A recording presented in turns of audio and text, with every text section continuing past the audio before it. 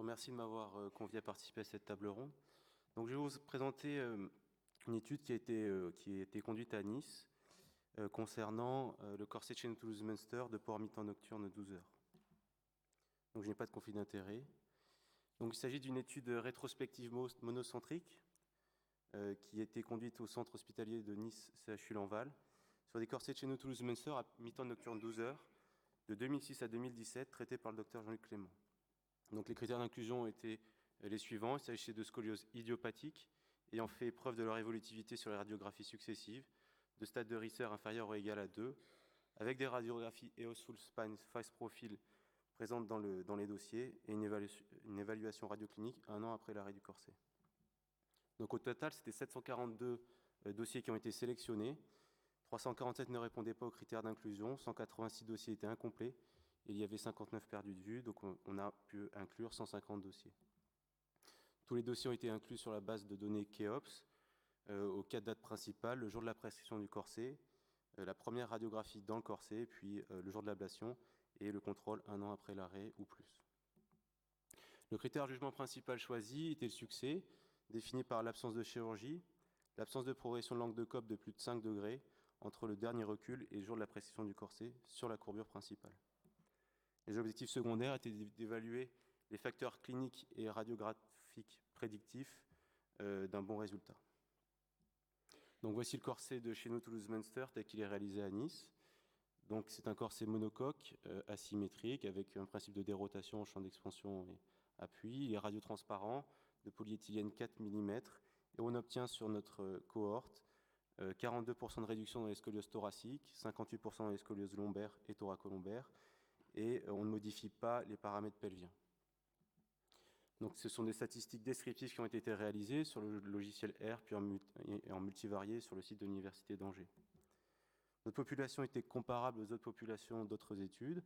87% de sexe féminin, âge moyen 12 ans et 9 mois. Il y avait 59% de scoliose thoracique, 41% de scoliose lombaire et thoracolombaire étaient regroupés ensemble. Il y avait 51% de stade Risser 0, 28% Risser 1, 21% Risser 2. Une gibbosité thoracique moyenne de 14 mm et un angle de Cobb moyen de 26 degrés, dont 74% étaient compris entre 15 et 29, 24% 30 et 45. Donc voici les résultats obtenus. Donc il y avait 84% de réussite dans les scolioses lombaires et thoracolombaires. Elles étaient regroupées ensemble car l'efficacité était assez proche. Et 60% dans les thoraciques avec des différences significatives entre les deux groupes. De même, on a retrouvé des différences d'efficacité en fonction du stade de maturation osseuse, de 63% Risser 0 à 78% Risser 2. Et en sous-groupe, on retrouve plus de 75% d'efficacité dans les scolioses lombaires à partir d'un stade de Risser 0 et 73% dans les scolioses thoraciques à partir d'un stade de Risser 2, des résultats un peu moins bons pour des stades de maturation osseuse plus faibles dans les thoraciques.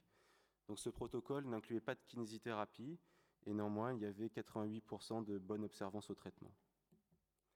Quand on s'intéresse à l'angle de Cobb de la courbe principale et aux moyennes, donc pas tout à fait le même critère de jugement, on retrouve finalement une stabilité des angles de Cobb de la courbe principale dans les scolioses thoraciques et même une diminution dans les scolioses lombaires de l'ordre de 4,5 degrés.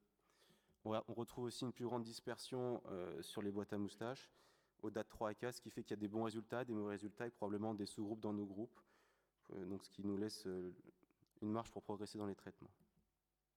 On a essayé de retrouver une valeur seuil de l'angle de Cobb pour un port à mi-temps nocturne 12 heures, donc extrascolaire. Et finalement, pour les scolioses thoraciques, en traçant des courbes ROC, on a trouvé un seuil à 24 degrés. Et pour les lombaires, on n'a pas retrouvé de seuil, probablement parce que les courbures étaient plus faciles à réduire et plus réductibles. Qu'en est-il de la répercussion dans le plan sagittal ? Donc, les corsets, ils ont tendance de toute façon à réduire les courbures dans le plan sagittal. On a vraiment une baisse de la syphose et de la lordose dans nos corsets. Néanmoins, sur le dernier recul, on retrouve que 6,5% de baisse de la syphose thoracique dans les scolioses thoraciques, ce qui est vraiment plus faible aux études à plein temps, qui était de l'ordre de 20%. Et voilà, plus 4% de syphose thoracique dans les scolioses lombaires. Et quand on s'intéresse à la lordose lombaire, elle-même aussi était préservée, ce qui est de bon augure pour l'âge adulte. Donc voici un petit peu en résumé cette diapo ce qu'on peut retenir de notre étude sur quels patients bien ciblés. Donc la bonne indication de ce type de port, c'est les scolioses lombaires et thoracolombaires, peu importe le stade de maturation osseuse, tant que la scoliose est bien équilibrée dans le plan frontal, avec un aplomb de C7 de moins de 20 mm par rapport au centre du plateau S1. Il faut obtenir une bonne réduction dans le corset, 70% de réduction. Dans les scléroses thoraciques, l'indication est un peu plus limitée. Il faut la réserver à partir d'un stade de Risser 2, une gibbosité thoracique faible avec un angle de Cope faible, 13 mm 24 degrés, et obtenir 50% de réduction dans le corset. Il y a certains drapeaux rouges auxquels il faut faire attention, c'est les scolioses double thoraciques qui sont vraiment difficiles à traiter par corset du fait de la ceinture scapulaire.